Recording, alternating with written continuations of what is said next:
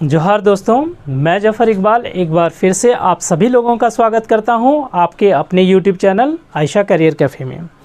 तो दोस्तों, आज हम बात करेंगे छैहर कहानी संग्रह, जिसके रचयिता चितरंजन महतो चित्रा जी है, उनकी अगली कहानी यानी चौथी कहानी, जिसका नाम है बुबा एगो कहानी कही दे। बुबा एगो कहानी कही दे का अर्थ है दादाजी एक कहानी कही दीजिए। यह एक बहुत ही सुंदर कहानी है दोस्तों। इस कहानी के अगर हम मुख्य पात्रों की बात कर लें तो इसके मुख्य पात्र में गांव के एक प्रतिष्ठित वृद्ध व्यक्ति हैं जिनका नाम गंगाराम है, जिसका सम्मान जो है सो पूरे गांव वाले करते हैं क्योंकि वो एक हंसमुख प्रवृत्ति के व्यक्ति हैं। वो एक कहानी जो है सो बच्चों को यहाँ पर सुनाते हैं और उस कहानी में अगर हम बात करें कि जो मुख्य पात्र हैं तो उसमें कुछ गाँवों की चर्चा की गई है। उन गाँवों के जिम्मेदार हम कह लें या ज़मींदार कह लें, जिसका नाम दीनानाथ भंडारी, सहजदेव चौधरी, फागू मांझी या तीर्था मुंडा की बात की गई है।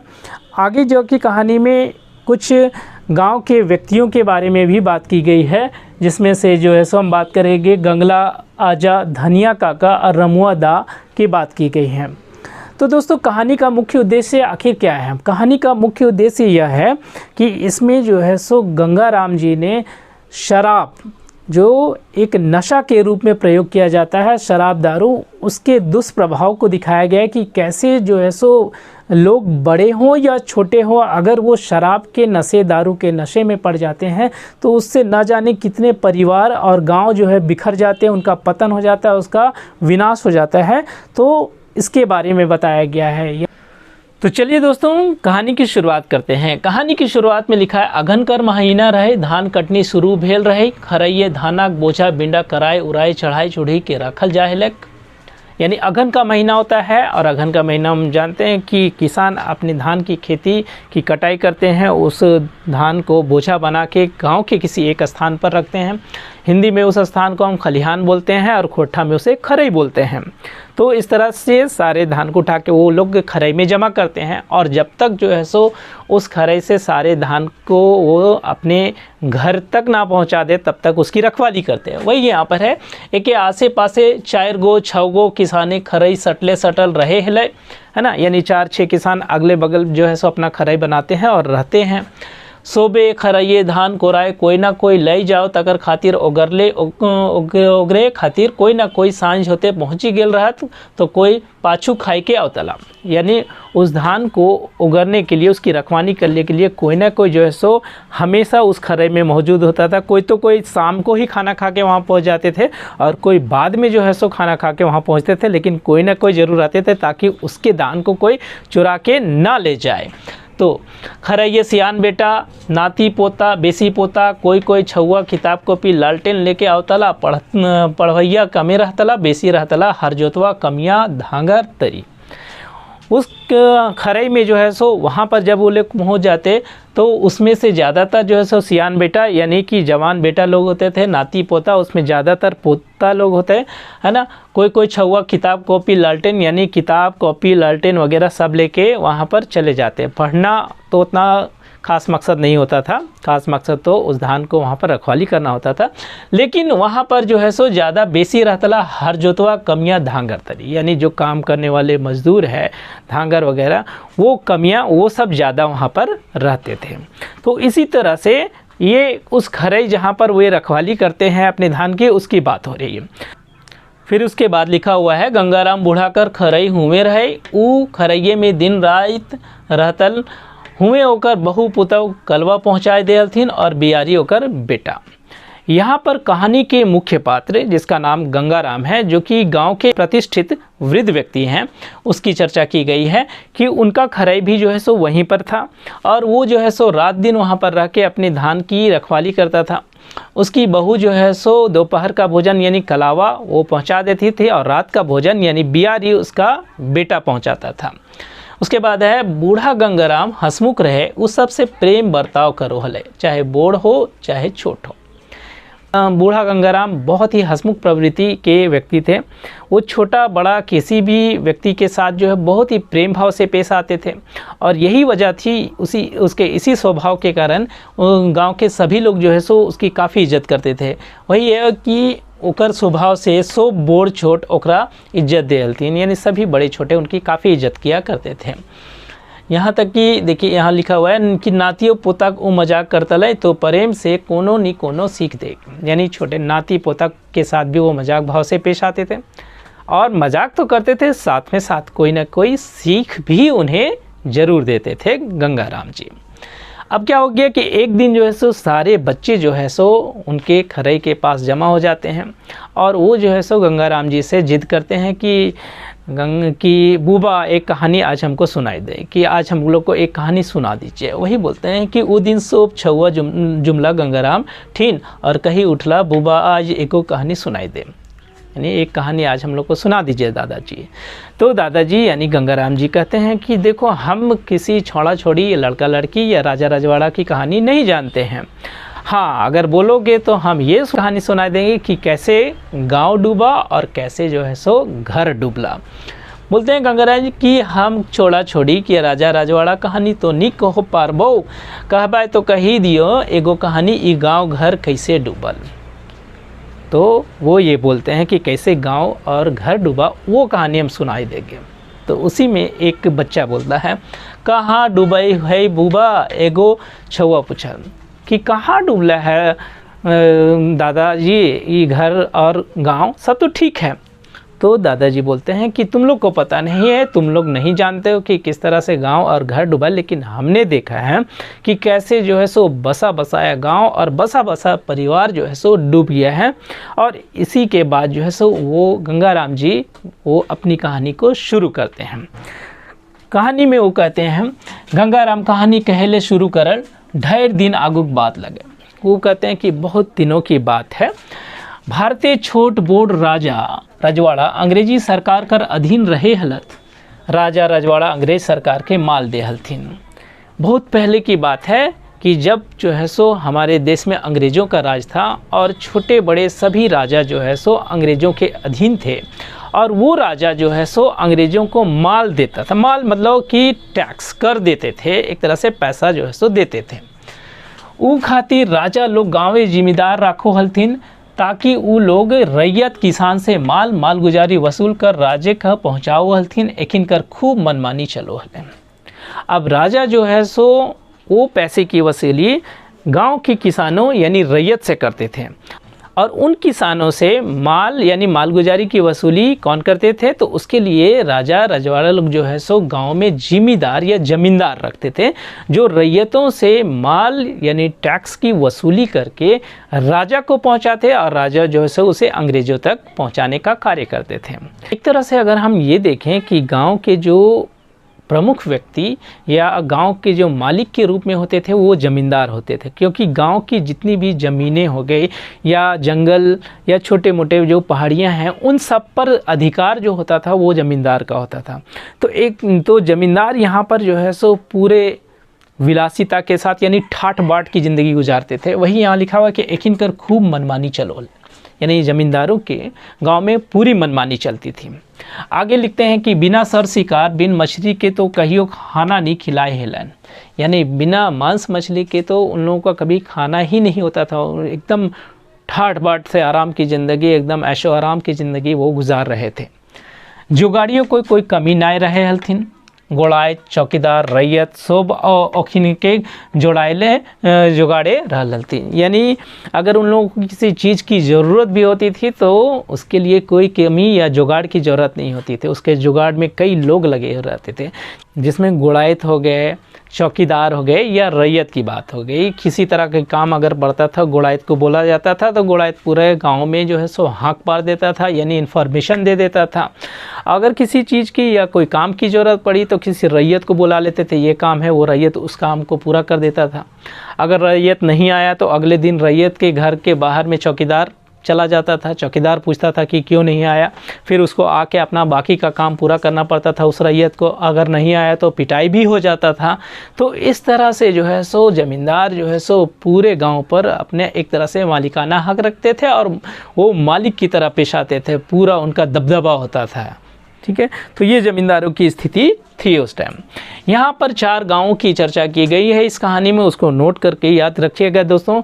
भदुआ गढ़ा, ढेपचू टाँड़, बाघलता, सीआरडी, ये 4 है। फिर से बता देता हूँ, भदुआगढ़ा, ढेपचूटाड़, बाघलता और सीआरडी कर जिम्मेदार रहत। यानी ये चारों गांव के जो जिम्मेदार यानी जिम्मेदार होते थे उनके नाम दिए गए हैं। दीनानाथ भंडारी, सहजदेव चौधरी, फागू मांझी और तीर्था मुंडा। 4 गांवों के नाम हैं, उनके जो जिम्मेदार हैं उनके नाम भी दिए गए हैं। दीनानाथ भंडारी जो है, सहजदेव चौधरी, फागू मांझी और तीर्था मुंडा, ये जो है सो गांव के जिम्मेदार यानी जमींदार व्यक्ति थे। और इन लोगों के अधीन जो है सो 21 गांव यानी 21 गांव इनके अधीन थे। 21 गांव की मालगुजारी की जिम्मेदारी इन लोगों के पास थी। वही लिखा गया है कि आसे पासे के 21 गांव कर माल बांधेला, रसीद काटेला और राजाक जमीन बकास जिरात गैर मजूरुआ जमीन कर बंदोबस्ती करेला। यानी इन 21 गांव के मालगुजारी को जमा करना, टैक्स की वसूली करना, या फिर जितने भी ज़मीन होते थे, बकास ज़मीन, गैर मजूरुआ ज़मीन, या फिर जितनी तरह की ज़मीनें होती थी, सबके बंदोबस्ती करने का काम इन्हीं ज़मींदारों के अधीन था। ठीक है, आगे बढ़ते हैं। मकिन गलत ढंग कर कमाए, गलत ढंग कर पैसा से ई जिम्मेदार खाए पिए मौज मस्ती में बेसी समय बितावे लगला।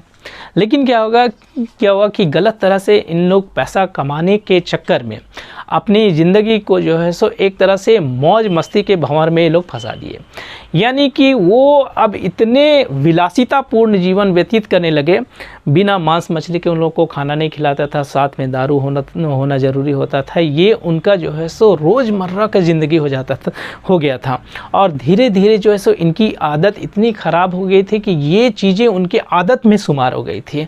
और उसके बाद क्या हो गया, ठीक है, कि अर्जन घटे लगलन और खर्चा बढ़े लगलन। यानी एक तरह से आमदनी घटने लगी और इन लोगों के खर्चे जो है सो बढ़ने लगे। फिर क्या होता है, 3 आमदनी 13 खर्चा, अपन जमीनों जायदाद रैयत जिम्मेदार ठीन बेचे लागल। यानी कि जब आमदनी कम हो गई और खर्चा बढ़ने लगा तो फिर क्या हो गया कि इनका जो पतन है वो वहीं से शुरू हो जाता है, क्योंकि अब इनके पास जो है सो पैसे की कमी होने लगी। लेकिन चूंकि ये जिम्मेदार व्यक्ति यानी ज़मींदार व्यक्ति थे तो इनके ठाट बाट में कोई कमी नहीं है। इनके अगर शादी ब्याह होते थे तो उसी तरह ठाट बाट करना है, चाहे पैसे हो या ना हो। अब उसके लिए क्या करते थे कि इन लोग के पास अपनी जो रैयतों की ज़मीन होती थी वो जो है सो इन लोग बेचना चालू कर दिए। रैयतों के अगर कोई रैयत है वो ख़रीद लेता था तो ठीक है, अगर नहीं रैयत खरीद सका तो अगल बगल के दूसरे ज़मींदार जो है सो कुछ पैसे देकर वो ज़मीन अपने नाम करवा लेते थे। यानी ये लोग जो है सो एक तरह से जो है सो अमीर से अब फ़कीर की ओर फ़कीर होने लगे थे एक तरह से, ठीक है, और अपनी ज़मीन भी बेचने लगे थे। वही यहाँ लिखा हुआ है कि जिम्मेदार, ठीक है, कि 13 खर्चा अपन ज़मीनों जायदाद रहत जिम्मेदार ठीन बेचे लगा, अपनी ज़मीन भी बेचने लगा। अब उन ज़मींदारों की क्या स्थिति हो जाती है, उन स्थिति को यहाँ पर चर्चा किया गया है। दीनानाथ भंडारी कर 6 गाँवे तो डूबलय, ओकर अपन रैयतान जमीनों दोसर जमींदारे खाते बेचे पड़ी गए। यानी कि दीनानाथ भंडारी का जो है सो उसके अंदर में जितने 6 गांव थे वो तो डूब ही गए, साथ में उसके अपनी जो रैयतान ज़मीन जो रैयती ज़मीन उसके अंदर में थी उन सबको भी दूसरे ज़मींदारों के हाथों बेचनी पड़ गई। ओकर छुआ पुता गांव घर छोड़ी के शहर चली गईला तो पढ़ी लिखल रहत, ऊँचे कुलेक बामन परिवार रहत, सो अवस्था बुझी के नौकरी चाकरी करे लगल थी। यानी कि उसके जो घर परिवार के लोग थे वो शहर चले गए, चूँकि वो ऊँचे कुल और ब्राह्मण परिवार से थे, पढ़े लिखे हुए थे, तो अपनी स्थिति को भांपते हुए, अपनी स्थिति को देखते हुए वहाँ नौकरी चाकरी करने लगे। ये दीनानाथ जी की स्थिति के बारे में। अगली स्थिति सहजदेव चौधरी की। सहजदेव चौधरी तो मोद मताल भाई के लिए। सहजदेव चौधरी जो है सो एकदम जो है सो पक्का 1 नंबर का शराबी बन गया। मोद मताल यानी कि ऐसा शराबी हम लोग देखते हैं जो पी खा के खूब ड्रामा करता है हमारे गली मोहल्ले में, उस तरह के हो गए। यानी एकदम बहुत ज़्यादा वो दारू उरू पीने लगा। और ओकर छुआ पुता खेत बाड़ी के जुटी गेला, उनके जो बाल बच्चे थे वो जो है सो अब खेत बाड़ी में काम करने लगे थे। बाकी रह गए फागू मांझी और तीर्था मुंडा। फागू मांझी और तीर्था मुंडा दुइयों अजगर सांप लेके मोद पी के घुलटल पुलटल। यानी वो इतना ज़्यादा दारू पीते थे और जहाँ तहाँ जो है सो गिर गए, गिरना पड़ना, ये उनका काम हो गया, मतलब उनकी स्थिति बद से बदतर हो गई। दुयो दीनानाथ भंडारी कर खेतेक माटी काटला। वो खुद जिम्मेदार थे, ज़मींदार थे, लेकिन अब उनकी स्थिति इतनी बुरी हो गई थी कि वो दीनानाथ भंडारी के खेत में जो है सो मिट्टी काटने का काम करते थे और उनके बच्चे, बाल बच्चे भी वही काम करने लगे। ओखिनकर छवो पुतो ऐसने माइट कटवे भेलथिन, उनके बाल बच्चे भी वही करने लगे। एक खातिर वो जिम्मेदार लिखे इतना गांव डूबी लगे। इस तरह से हम लोग देखते हैं कि ये जमींदार तो डूबे, साथ में इनके अंदर में जितने भी गांव थे वो भी डूब गए। यानी कि गंगाराम जी ने यहाँ पर ये बताने का प्रयास किया है कि इन जमींदारों के चलते शराब के नशे ने इनको तो डुबाया ही, साथ में साथ जितने भी गांव इनके अंदर में थे वो भी डूब गए। वही यहाँ पर बोलते हैं कि इस तरह से सारे जो गांव थे वो डूबे। तब एक छुआ यानी एक लड़का बोलता है, घर कैसे डूबले तू बुबा? कि ये तो हो गया कि गांव डूबा, समझ में आ गया कि गांव डूबा, लेकिन घर कैसे डूबले? एगो छुआ पूछा तो गंगाराम बोले, घर कैसे नहीं डूबते? जे आदमी दारू पीता है, ताश खेलता है, बेस बेस खाइल खोजता है, कोई काम धंधा नहीं करता है और वो ये सब खातिर चोरी भी करता है, ओकर घर नहीं डूबले तो काट होले।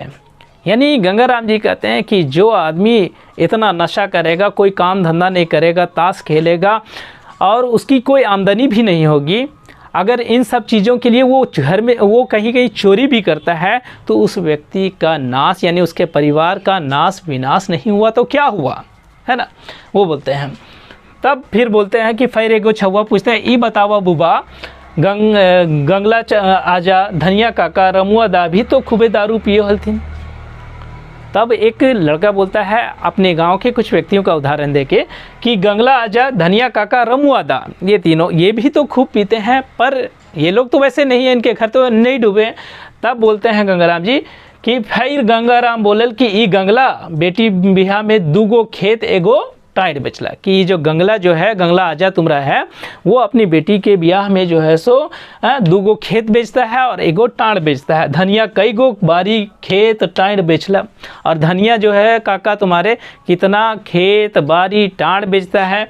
और रमुआ दा यानी रमुआ दुइयो बेटी के ब्याह में दूगो खेत सड़क धार कर टाँड़ और पानी पटवे पंपो बेचला। बोलता है कि जो रमुआ दा है वो अपना दोनों बेटी के शादी में जो है सो दो खेत और सड़क के किनारे का जो है सो टाँड़ और यहाँ तक कि पानी पटाने का पंप है उसको भी बेच देता है, ये पीने खाने के चक्कर में, है ना? हाँ बुबा इटीन तो जान ही है, छुआ कहीं उठला। यानी बोलते हैं कि हाँ बाबा ये सब तो हम लोग जानते हैं कि ऐसा ऐसा हुआ है।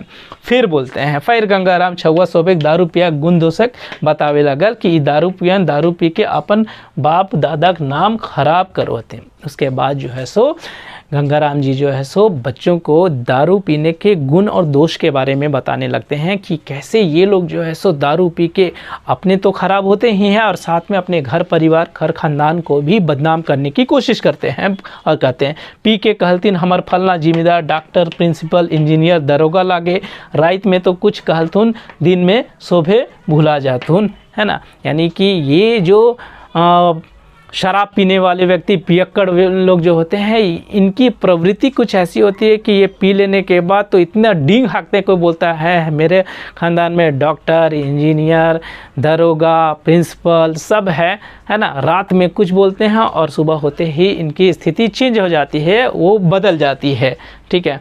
उसके बाद बोलते हैं कि मर मेहमान छुआ फीस दिए पैसा उधार लथुन, वो पैसा कभी मिलता है तो कभी डूबता है देवनिहार के। यानी कि बोलते हैं कि अगर कोई मर मेहमान उनके घर में आ गया या फिर छुआ पुता स्कूल में पढ़ रहा है तो उनकी फ़ीस देनी है, पैसा तो इन लोग के पास रहता नहीं है तो ये कहीं से उधार लेते हैं। अगर वो उधार मिल गया तब तो बहुत अच्छा है, नहीं तो फिर वो जो देवनिहार है देने वाले उसका पैसा तो डूबना ही डूबना है, वो बोलते हैं, है ना? यहाँ तक कि पी के नशा में झगड़ा करो हथिन, मूड काटा काटे बहू के मुरावल बाप के काटल माई के ढढ़ाई के मुरा देथिन। यहाँ तक बोलते हैं कि पीने के बाद इन्हें तो इतना होश भी नहीं रहता है और इस पीने के चक्कर में नशा में ये लोग क्या कर गुजरते हैं इनको खुद नहीं मालूम है। क्योंकि पीने के बाद जो है सो ये लोग क्या करते हैं कि किसी को मूड काटा काटी जो है सो बहू को अपना पीने के चक्कर में मरा दिया, बाप को काट देता है, माँ को जो है सो पीट पीट के मार देता है, यानी कुछ भी करते हैं। यहाँ तक कि बिना सोचले समझले टांगा बैसला फरसा जे मिलो है प्रहार करी दे हथिन और फिर ज़िंदगी भर जेल काट दी। यानी कि पीने के बाद इनके हाथ में जो भी हथियार आता है, इन सब हथियारों से किसी न किसी को जो है सो बिना सोचे समझे मार देते हैं, चाहे उसकी मृत्यु को नहीं कोई क्यों नहीं हो जाती। यहाँ देखिए, ध्यान देना है दोस्तों, यहाँ पर जो औजारों की चर्चा की गई, टांगा बैसला फरसा, ये सब की चर्चा की गई है। हमको इन सबको याद रखना है, कभी एमसीक्यू में ये सब आ सकते हैं कि उन सब से जो है सो इन लोग किसी को भी ये मार देते हैं, चाहे उसकी मृत्यु क्यों ना हो जाए, और बाद में फिर जो है सो ज़िंदगी भर जेल सड़ते हैं। फिर बाद में गंगाराम जी कहते हैं कि ये घटना बेसी आदिवासी समाजे हवे है, कुर्मियों परिवार एको दुगो ऐसन घटना घटल है। फिर गंगाराम जी कहते हैं कि ऐसी घटना ज़्यादातर आदिवासी समाज में होती है और एक दो घटना तो कुर्मी समाज में भी ऐसे होती है। सेले बबुआ सोप तोहिन कहियो दारुक नशा ना करिया, एखन तक सोप थाकल उबल रहल गंगाराम कर कहानी आज हिंगे सिराई गिला। इसके बाद जो है सो गंगाराम जी उन सभी बच्चों को कहते हैं कि इसीलिए कहते हैं कि तुम लोग कभी भी अपनी ज़िंदगी में इस तरह का शराब का नशा मत करना, क्योंकि ये बहुत ख़राब है। गांव तो डूबता ही है और परिवार भी डूब जाता है, तो तुम लोग इस तरह के नशा से हमेशा दूर रहना। और फिर जो है सो सब चूँकि दिन भर थके उके हुए रहते हैं, तो इस बीच में जो है सो गंगाराम की कहानी यहीं समाप्त हो जाती है। तो इस तरह से दोस्तों हमने देखा कि गंगाराम जी ने जो है सो इस कहानी के माध्यम से समाज को भी ये संदेश देने का प्रयास किया है कि ये नशा जो है सो शराब का नशा इतना ख़राब होता है जिससे जो है सो कई परिवार बर्बाद हो जाते हैं हमारे समाज में। और उन्होंने जो है सो एक तरह से नशा यानी शराब का बहिष्कार यहाँ पर दिखाया है। तो उम्मीद है दोस्तों कि आज की ये जो कहानी बुबा एगो कहानी कह दे, ये आपको अच्छी तरह से समझ में आई होगी और इससे रिलेटेड जितने भी वस्तुनिष्ठ प्रश्न बनेंगे आप आसानी से इसे अपने एग्ज़ाम में बना सकेंगे। दोस्तों, अगर आपने अभी तक मेरे चैनल को सब्सक्राइब नहीं किया है तो इसे प्लीज़ सब्सक्राइब करें, लाइक करें, शेयर करें और अपना बहुमूल्य कमेंट ज़रूर दें। धन्यवाद दोस्तों।